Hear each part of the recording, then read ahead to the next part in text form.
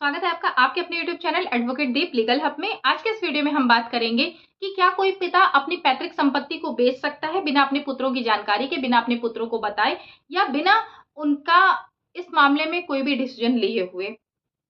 अगर कोई पिता अपनी पैतृक संपत्ति को बेच देता है तो इसमें कानून क्या कहता है और क्या ऐसे में बेटे जो हैं वो बेटे हों या वो उस संपत्ति के हिस्सेदार हों, वो इसके लिए कोर्ट में कोई दावा कर सकते हैं या नहीं कर सकते।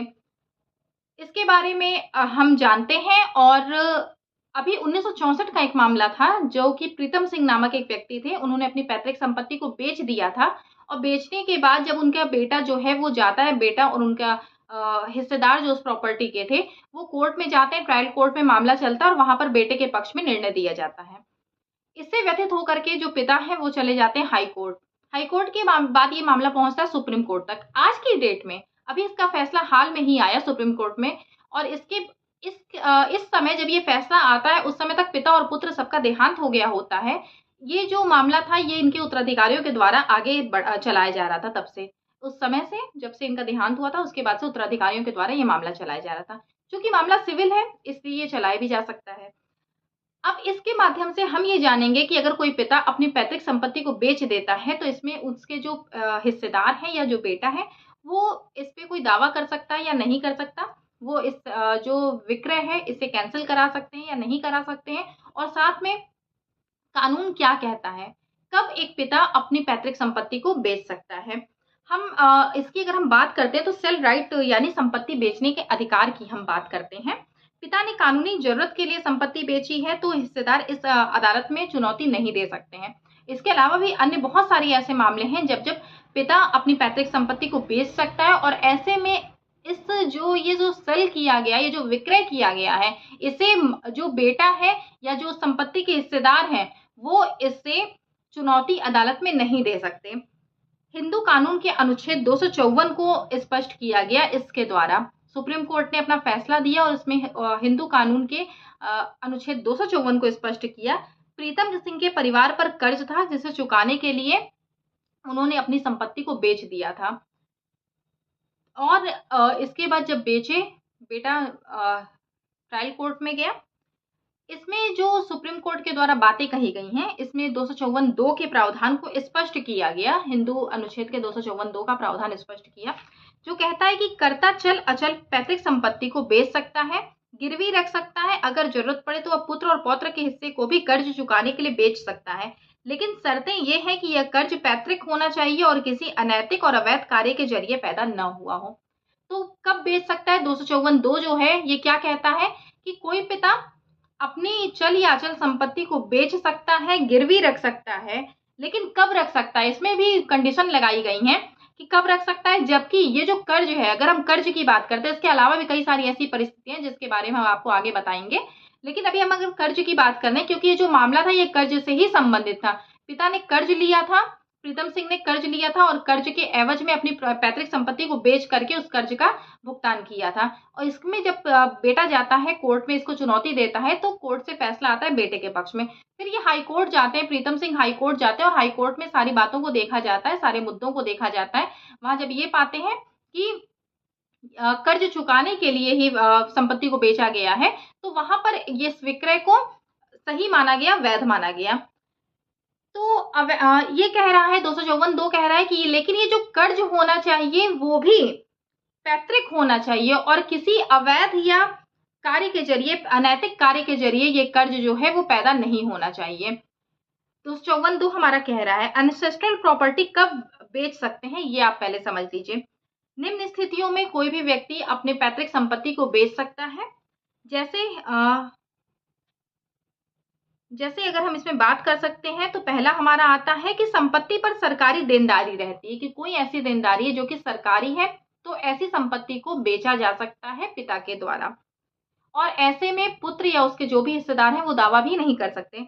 दूसरा होता है कि परिवार के हिस्सेदारों और उनके परिवार के सदस्यों के भरण पोषण के लिए भी पैतृक संपत्ति को मुखिया द्वारा बेचा जा सकता है। कि अगर भरण पोषण के लिए बेचा जाना जरूरी है, जो हिस्सेदार हैं परिवार के या जो व्यक्ति हैं उस परिवार के ही हैं, उनके भरण पोषण के लिए दिक्कत आ रही है और उनके भरण पोषण के लिए अगर संपत्ति को बेचा जा रहा है तो ऐसे में पिता बेच सकते हैं और इसमें कोई भी हिस्सेदार या कोई पुत्र इसमें दावा नहीं कर सकते या इसको चुनौती नहीं दे सकते हैं इस विक्रय को।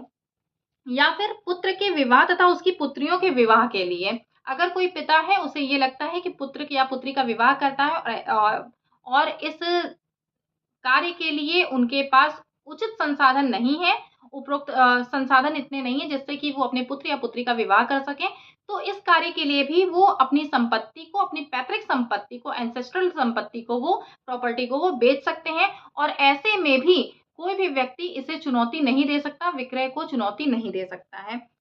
इसके बाद फिर परिवार के समारोह या अंतिम संस्कार के लिए, अगर पिता को ये लगता है कि परिवार में कोई ऐसा समारोह है जो कि किया जाना सामाजिक तौर पर बहुत ज़्यादा ज़रूरी है और या अंतिम संस्कार के लिए ज़रूरी है और ऐसे में जो एंसेस्ट्रल प्रॉपर्टी है, उसे बेचा जाना ज़रूरी है। मतलब जो पिता है उनके पास इतना संसाधन नहीं है, उतना पर्याप्त संसाधन नहीं है जिससे वो इन सारी चीज़ों को मैनेज कर सकें। तो ऐसे में भी इन कार्यों के लिए भी वो पिता अपनी पैतृक संपत्ति को बेच सकते हैं और ऐसे में कोई हिस्सेदार या कोई पुत्र चुनौती नहीं दे सकता, विक्रय को चुनौती नहीं दे सकता, क्योंकि ये क्या है, ये कानूनी रूप से सही माना जाएगा।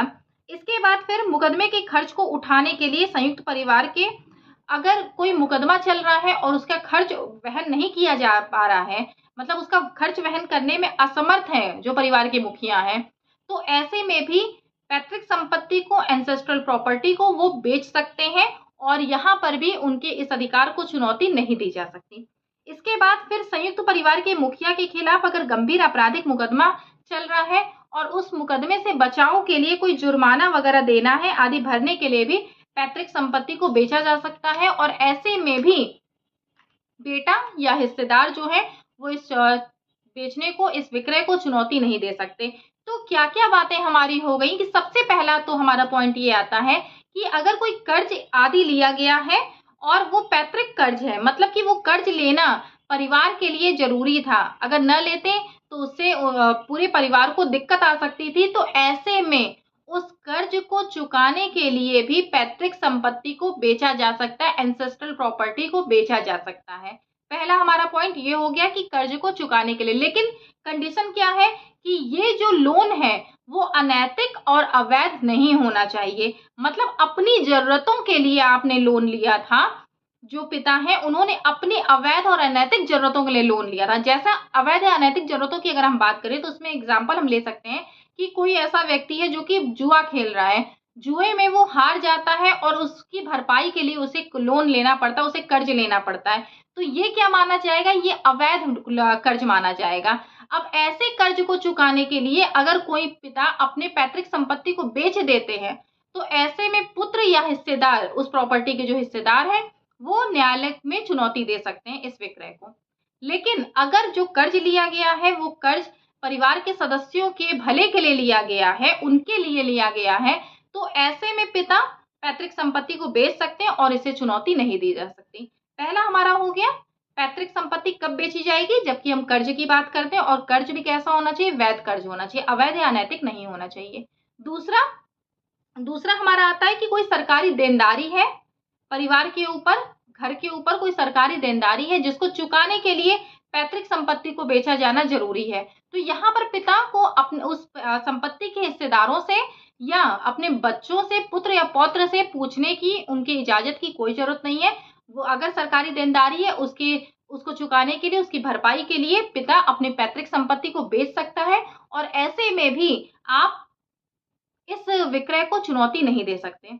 तीसरा हमारा क्या पॉइंट आता है कि पुत्र या पुत्री के विवाह के लिए, अगर पुत्र या पुत्री के विवाह के लिए जरूरत है कि हमें पैतृक संपत्ति बेचनी है, बिना उसके विवाह समारोह संपन्न नहीं कराया जा सकता। आप इतना समर्थ नहीं है वो पिता कि उनके पास इतना संसाधन है जिससे वो अपने पुत्र या पुत्री का विवाह कर सकें, तो ऐसे में भी वो पिता उस संपत्ति को बेच सकते हैं और ऐसे भी विक्रय को चुनौती नहीं दी जा सकती न्यायालय में किसी भी हिस्सेदार के द्वारा या पुत्र के द्वारा।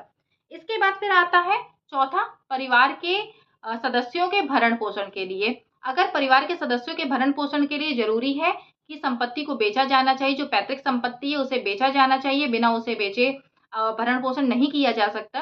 तो ऐसे में भी पिता अगर उस संपत्ति को बेचते हैं बिना किसी इजाजत के, बिना किसी से पूछे, बिना किसी से बातचीत किए, परामर्श किए, तो ऐसे में भी आप उस संपत्ति के विक्रय को चुनौती अदालत में नहीं दे सकते।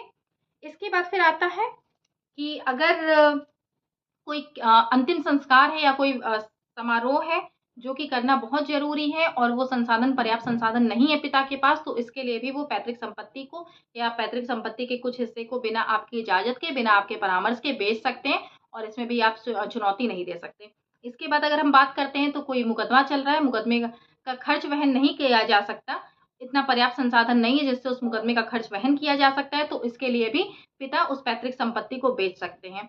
और लास्ट अगर हम बात करते हैं तो लास्ट क्या आता है कि अगर कोई जो परिवार के जो मुखिया हैं, उनके ऊपर कोई आपराधिक मुकदमा चल रहा है, कोई गंभीर आपराधिक मुकदमा चल रहा है और उसमें जुर्माना आदि देना है, तो इसके लिए भी पैतृक संपत्ति को बेचा जा सकता है और ऐसे में भी पुत्र या कोई भी हिस्सेदार इसके लिए चुनौती नहीं दे सकते हैं कोर्ट में। और ये सारी चीज़ें कौन बताता है? तो ये बताता है हिंदू कानून का अनुच्छेद 254, 254(2) को अगर हम पढ़ते हैं तो सारी चीज़ें हमारी क्लियर हो जाती हैं। तो आपकी ये जो क्वेरी रहती है कि कब पैतृक संपत्ति को पिता बेच सकते हैं और अगर वो बेच दिए हैं तो हम उसे चुनौती दे सकते हैं या नहीं दे सकते हैं। तो इस वीडियो के माध्यम से आपको सारी चीज़ें क्लियर हो गई कि कब अगर संपत्ति बेची गई है तो आपको चुनौती आप दे सकते हैं और कब आप नहीं दे सकते या कब आपके हक में फैसला आ सकता है।